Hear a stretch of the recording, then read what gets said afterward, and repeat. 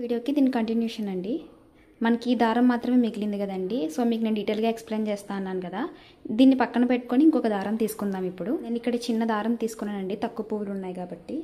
So same first మనం ఏదైతే process start చేసామో అదే ప్రాసెస్ అనమాట. ఇలా 2 పువ్వులు తీసుకొని ఒక చిన్న దారాన్ని ఇలా మనం కొంచెం బయటికి గ్యాప్ ఉంచుకొని 2-3 రౌండ్స్ చేసుకోవాలి.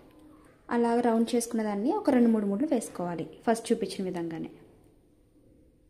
సేమ్ ఫస్ట్ ఏదైతే ప్రాసెస్ చూపించానో అదే మనకి రిపీట్ అవుతుంది ఇక్కడ కూడా. సో అలాగే ఈ పువ్వులన్నీ కూడా కట్టేసుకోవాలి. నేను ఇక మీకు డీటెయిల్గా బిగినర్స్కి నేర్పిస్తా అన్నాను కాబట్టి పార్ట్ 2 కూడా మీకు వీడియో పెడుతున్నానండి. లెంత్ అయిపోయింది కాబట్టి పెడుతున్నాను.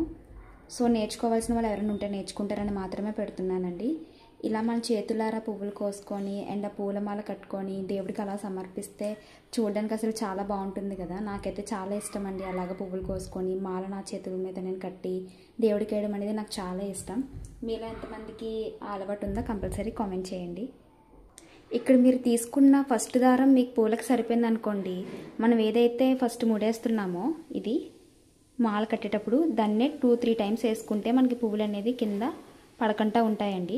లేదు ఇప్పుడు నేను మీకు ముందుగా చెప్పాను కదా, ఇలా ఒక దారం ఎంత తీసుకోవాలో తెలియదు అనుకున్నట్టయితే కొంచెం తీసుకొని మళ్ళీ ఇంకొంచెం ఇలా కంటిన్యూ చేస్తాం కదా, వాళ్ళు ఏం చేస్తారంటే ఈ దారం ఉంది కదండి, ఈ దారం ముందుగా పువ్వులు కట్టిన తర్వాత మిగిలిన దారాన్ని 2 కలిపి నాట్ వేసుకోండి. ఒక 2-3 వేసుకుంటే సరిపోతుంది మీకు టైట్గా.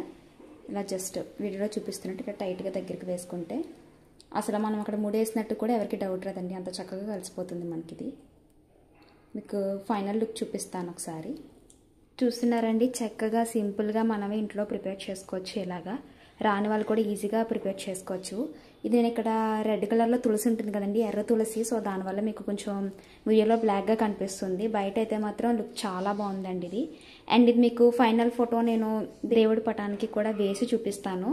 సో ఈ వీడియో మీకు యూజ్ఫుల్ అయితే కంపల్సరీ కామెంట్ చేయండి. Please do subscribe to my channel. Thanks for watching. Do follow for more.